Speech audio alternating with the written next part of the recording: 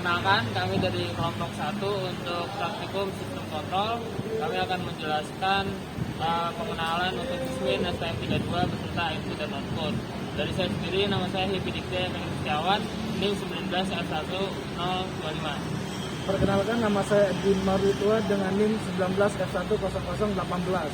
Dan teman kami yang akan datang di penutup namanya Pascal Kariman dengan NIM 19F1022. Terima kasih.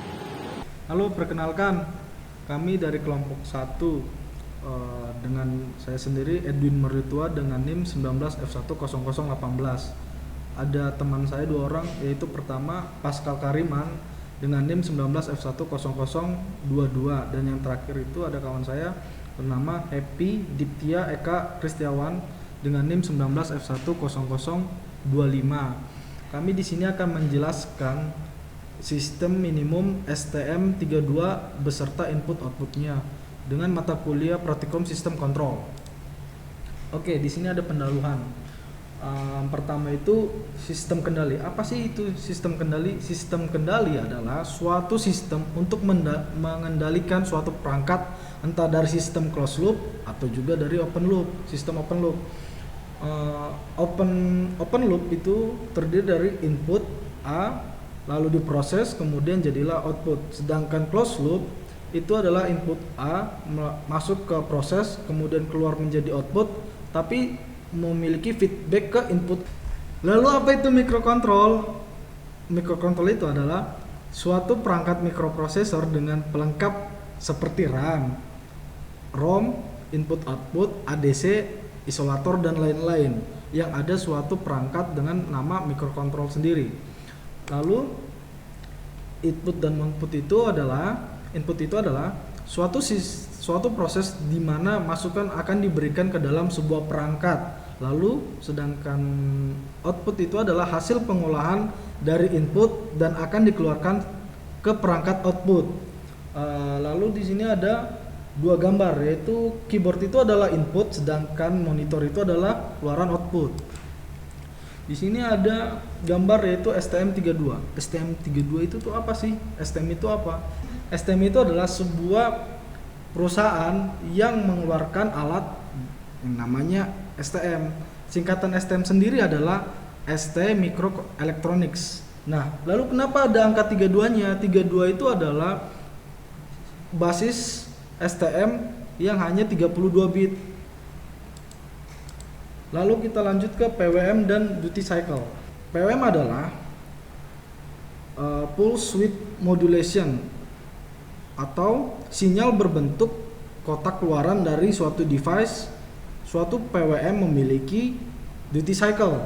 Nah, duty cycle itu mempengaruhi pada suatu waktu PWM on ataupun PWM off. Semakin besar nilai duty cycle-nya, maka semakin besar juga PWM on dalam kawasan waktu.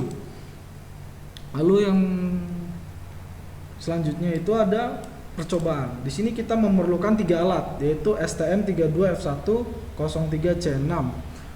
Kemudian ada potentiometer, dan yang terakhir ada osiloskop. Nah, STM32 ini nih berfungsi sebagai mikrokontrol. Lalu potensionya itu sendiri sebagai input analog, dan yang terakhir itu osiloskop sendiri adalah sebagai output sinyal PWM dari mikrokontrol. Kemudian penjelasan program akan dipandu dengan teman saya namanya Pascal Kariman. Di sini merupakan ada deklarasi PWM dan deklarasi potensio, di mana PWM terletak di port C14 dan potensio terletak di port A0. Di sini ada tipe data untuk baca ADC. Di sini ada pin mode PWM sebagai output, pin mode potensio sebagai input analog. Serial begin, baud rate 9600. Di sini ada fungsi timer, yang di sini ada yang ini merupakan fungsi timer. Di sini merupakan ada timer set mode. Timer CH1 men-set mode menjadi timer output compare.